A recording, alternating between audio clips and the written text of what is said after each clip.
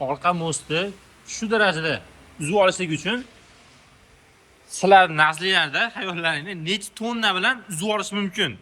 Ko'ryapsizlar? Zatniy most Labo mashinasiniki chirt uzilib ketgan. Qani. Zo'rmi? Shuni uzib olgan. Eng qizig'i bu mashina pastga yuk olmaydi-da, qaranglar.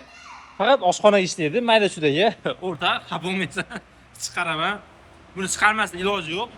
Qaranglar, bu bitta qo'ysa ham mayli. Bu narsa qo'yilganiga 1 oy, где-то 1 oy, 1,5 oy oldin o'zimiz qo'yib berganmiz.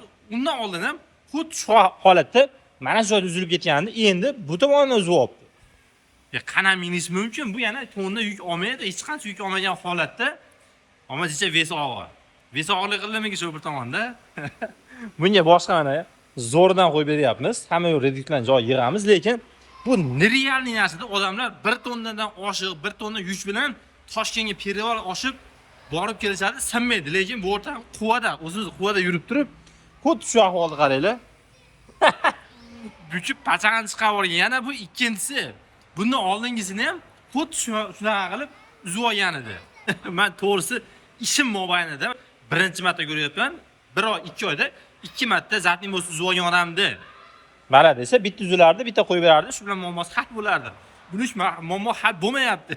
Yo vest hal qilish kerak, yo laboda hal qilish kerak. Tugatib olmayapti. Ikkinchi marta qo'yapmiz. Ya'ni Zormonlarni buni 500 qanchaga olib kelgan dapanetini bizning xizmatimiz. Undan tashqari mana bu narsa ham endi qo'shiladi.